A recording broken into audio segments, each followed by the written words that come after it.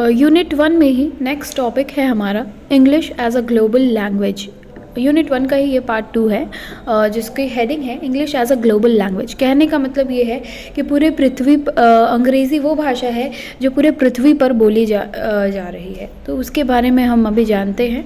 पहला पॉइंट कहता है it is considered as a global language because it is spoken and understood at international level by a wide variety of people.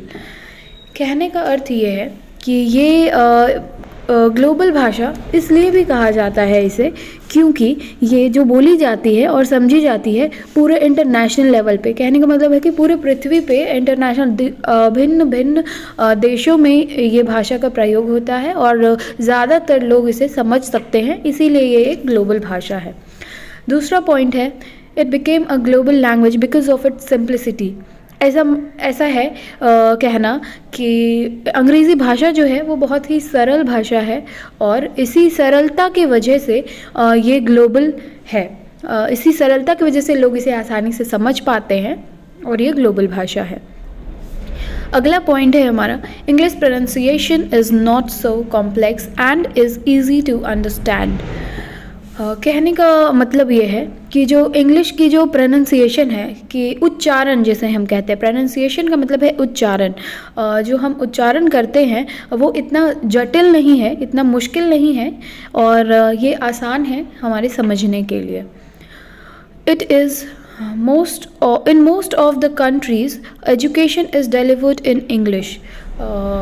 इसलिए भी ये एक global भाषा है क्योंकि बहुत सारे देशों में अंग्रेज़ी भाषा के तहत ही जो पढ़ाई का माध्यम है, एजुकेशन का जो बेस है वो इंग्लिश में ही की जाती है, इंग्लिश में ही दी जाती है जो एजुकेशन है। Next point is it is the business language. मैंने पहले भी जिक्र की थी कि यही वो भाषा है, अंग्रेज़ी ही वो भाषा है जो हम बिज़नेस में ज़्यादातर इस्तेमाल होता है। मैं लोकल की बात नहीं करी, बट अगर आप ग्लोबली यहाँ पे, क्योंकि ग्लोबल लैंग्वेज की तरह अगर इसे कहा गया है तो ग्लोबली कहा गया है, तो कहने का मतलब है ज़्यादातर अगर आप ग्लोबली देखें तो यही वो भाषा है जिसके तहत बिज़नेस वगैरह आगे बढ़ रहे हैं। इस भाषा की काफ़ी इस्तेमाल की जा रही है। नेक्स्ट है हमारा it is the language of social sites. कहने का मतलब ये है यही वो भाषा है, अंग्रेज़ी ही वो भाषा है जो सोशल साइट्स पर है। अब सोशल साइट्स क्या है, ग्लोबली यूज़ हो रहा है, पूरी दुनिया में यूज़ हो रहा है, तो वो भाषा किस भाषा में है, बेसिक भाषा उसकी अंग्रेज़ी है। आजकल बिल्कुल हिंदी में भी अवेलेबल है, फेसबुक को आप हिंदी में भी कर सकते हैं, पर बेसिक भाषा जो है उनकी वो इंग्लिश ही है और वही एक कॉमन लिंक लैंग्वेज इंग्लिश ही है। और हाँ, नेक्स्ट पॉइंट इज़ हमारा English as a link language. बिल्कुल इसी बात को मैंने पहले भी समझाया था, कहा था, ये एक लिंक लैंग्वेज है। कहने का मतलब ये है कि अगर हम कहीं पर जाते हैं, अगर उनकी भाषा अपनी कोई भाषा होगी, हमारी अपनी कोई लोकल भाषा है, जैसे कि अब मुझे भोजपुरी आती है, उन्हें तमिल आता है, पर हमारा लिंक लैंग्वेज अगर कॉमन लैंग्वेज नहीं होगा तो फिर हम लोग कैसे रिलेट करेंगे, हम लोग कैसे कम्युनिकेट करेंगे। तो अंग्रेज़ी ही वो लिंक लैंग्वेज है जिसके तहत हम लोग कम्युनिकेट कर सकते हैं। Next is as a office language. कहने का मतलब ये है अंग्रेज़ी को जो है ऑफिस लैंग्वेज माना गया है। माना क्या गया है वो है क्योंकि ज़्यादातर ऑफिसेस में भी आप देखोगे लोग इंग्लिश का इस्तेमाल करते हैं। आप देखते होगे ऐसे टीवी सीरियल्स में भी दिखाते हैं कि कोई बिजनेसमैन है, ऑफिस में वर्क कर रहा है, वो कोई प्रोजेक्ट बनाया है, तो आप देखो वो प्रोजेक्ट को प्रेजेंट कर रहा है। आप कुछ भी कॉमनली आप ऐसे रियल लाइफ में भी देखिएगा तो वो अंग्रेज़ी भाषा का इस्तेमाल करता है। कोई भी प्रोजेक्ट बनाया, कोई PPT बनाया, मेजॉरिटी ऑफ दैट जो भी है ऑफिस लैंग्वेज जो है वो अंग्रेज़ी इस्तेमाल की जाती है, इसीलिए ये ऑफिस लैंग्वेज भी है। Next point is more than 350 million speak it as their first language and 430 million people speak English as their second language. Overall 800 million English speakers. तो ये एक बहुत बड़ी बात है।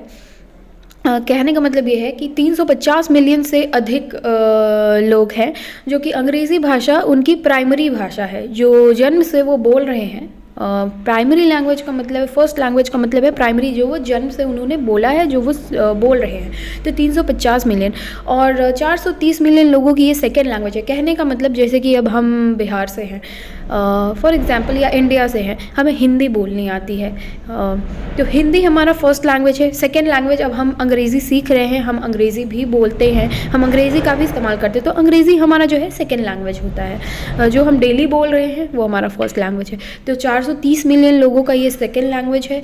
और इन टोटल अगर आप देखें तो अंग्रेज़ी के 800 मिलियन से भी ज़्यादा लोग अंग्रेज़ी भाषा का इस्तेमाल करते हैं। तो ऑब्वियस सी बात है कि जब इतने सारे लोग अंग्रेज़ी बोलेंगे तो ये ग्लोबल लैंग्वेज होगा ही। Next is many newspapers written in English. बहुत सारे न्यूज़पेपर्स हैं जो अंग्रेज़ी में लिखी जाती है। टाइम्स ऑफ इंडिया सबसे बड़ा एग्जाम्पल आप देखेंगे। और बहुत सारे न्यूज़ चैनल्स भी हैं जो कि स्पेशली एक पूरा सेक्शन होता है जो चलाया जाता है कि अंग्रेज़ी में अभी न्यूज़ आएगा। हिंदी में हमारे जो भी आते वो आते हैं, लेकिन अंग्रेज़ी के लिए भी एक स्पेशल दिया जाता है एक, कि अंग्रेज़ी भाषा का हम लोग इस्तेमाल जो भी है न्यूज़पेपर वगैरह जो हैं वो अंग्रेज़ी में भी आने लगे हैं। तो ये है महत्व।